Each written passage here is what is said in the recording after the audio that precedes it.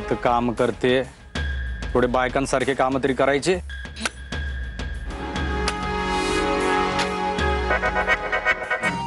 Soupy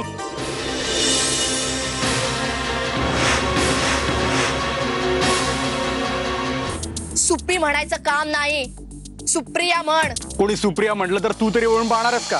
soupy म्हणायचं नाही. आनंदी तू राहू दे, तुला तुला नाही जमणार आहे. का नाही जमणार? तुला माहितीये वीर, मी पंढऱ्याबरोबर 4-5 वेळा तालीम केली आहे. मी शारदा बोलते, जमतं? नाही नाही तसं नाही, म्हणजे या असल्या कामांसाठी ना एक वेगळा स्मार्टनेस लागतो. आणि काय थोडी जरी चूक झाली ना तर आपल्याला खूप महागात पडेल. मी गजाला सांगितलं ना, तो दुसरी मुलगी शोधणार आहे. मी तसली मुलगी नाहीये. मला माहिती आहे तू तसली मुलगी नाहीये, म्हणून तर मी तुझ्याकडे आलोय ना. अगं फार फार महत्वाचं काम आहे माझं तुझ्याकडे. हे बघ, फार वेळ लागणार नाही, पैसे पण द्यायला तयार आहे. एका 1000 रुपये घे. अरे बापरे, मी सुप्पी आहे, सुप्पी, सुप्रिया माने. हो का? गोठ्यातल्या वाण जनावराला पण ना एका बुक्कीत वठणीवर आणते. जीव घे ना तुझा. सुप्रिया माने काम दादाचं आहे. काय? तुला नाग्याचा बंदोबस्त करता येत नाही? काय कारण नसताना त्यानं मला अडकवलं. मच्छिंद्रचा जीव घ्यायला निघाला होता तो आता तुमच्या घरात येटोळ घालून बसलाय.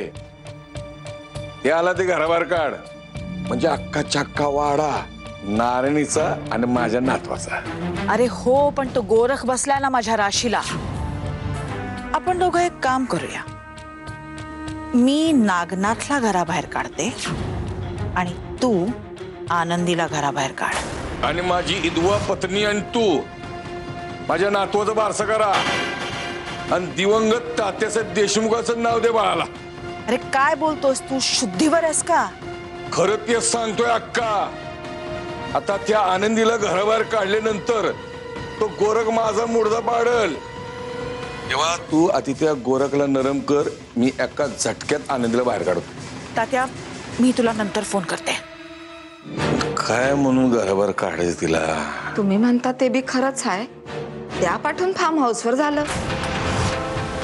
हायला मिशेस, म्हणजे तुम्ही अगदी योग्य येळी बरोबर बोललात. आयडिया चांगली आहे, नाहीतरी फार्म हाऊसची देखरेख करायला कोणतरी पाहिजे होतं.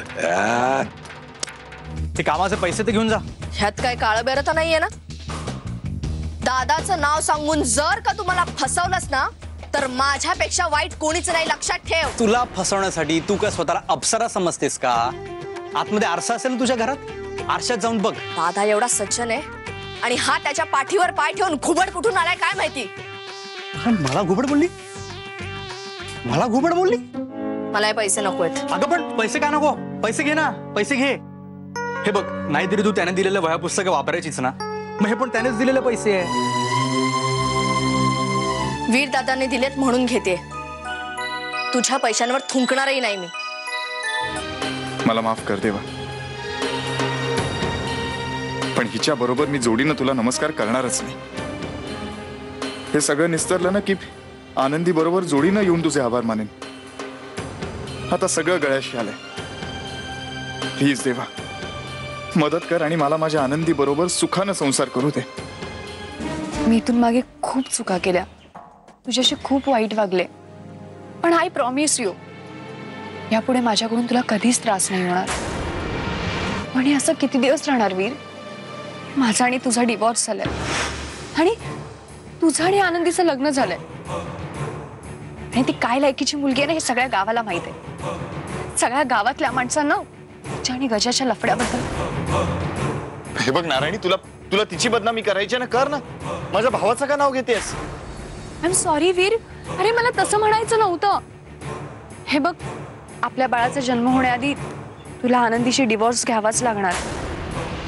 आणि असं माझंच नाही रे, तर सगळ्यांचंच म्हणणं आहे. त्यामुळे लवकरात लवकर आनंदीला डिवोर्स दे.